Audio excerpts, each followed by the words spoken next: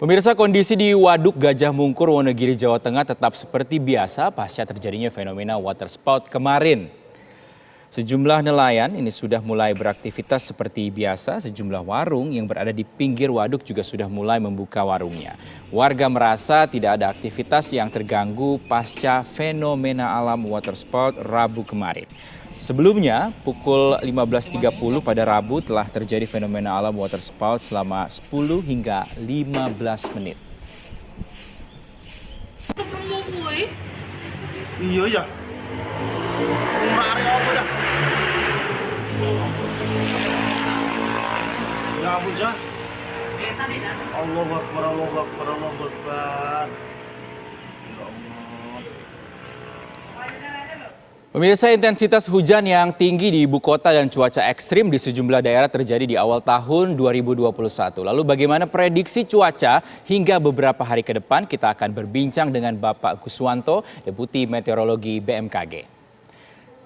Selamat siang, Bapak. Selamat siang, Rizky. Bapak, kalau kita lihat awal tahun ini cuaca ekstrim terjadi dan juga beberapa fenomena kejadian di sejumlah daerah juga kita lihat terjadi.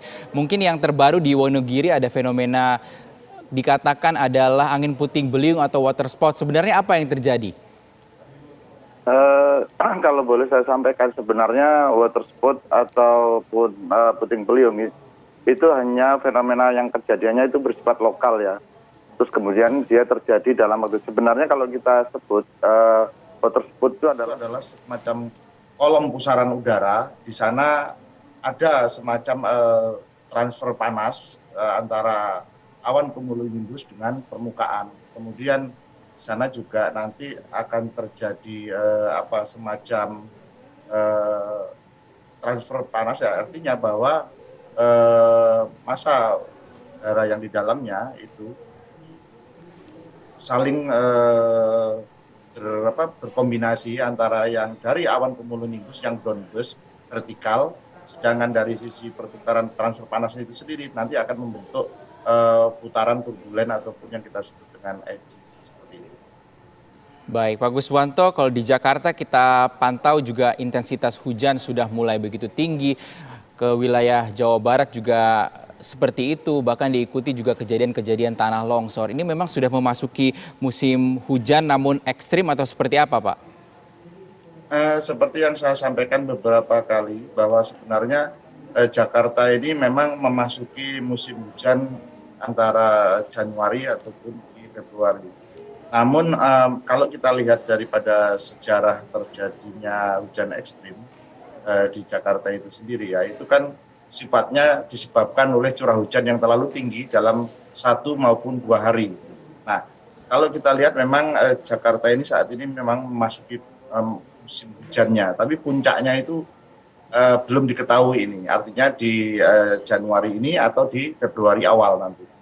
Namun memang saya ketahui secara monitoring citra satelit maupun radar cuaca yang kita biasanya menyebut dari radar cuaca itu nowcasting, itu memang dari tadi pagi ada kumpulan awan yang berada di atas DKI Jakarta dan sekarang sudah bergeser ke arah selatan dari apabila dilihat daripada citra radar.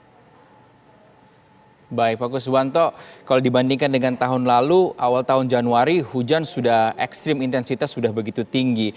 Tadi Bapak katakan bahwa ini belum mencapai puncaknya. Lalu kalau berdasarkan pengamatan dari BMKG sendiri, kapan kira-kira puncak musim penghujan ini, Pak? Ya, kan kita melihat, kalau kita lihat saat ini kejadian-kejadian hujan yang terjadi di DKI, itu masih berkisar belum sampai menjadi sangat lebat maupun ekstrim. Baru paling tinggi adalah lebat sekitar kurang dari 100 mm per hari. Nah, ini cukup diwaspadai apabila dia nanti cukup intens, artinya cukup intens dalam waktu yang durasinya cukup lama, kemudian tingkat kejenuhan tanah itu juga ini juga nanti akan berdampak terhadap curah hujan, berdampak juga terhadap banjir. Baik, terima kasih Bapak Guswanto, Deputi Meteorologi BMKG atas kesempatannya untuk pemirsa TV One.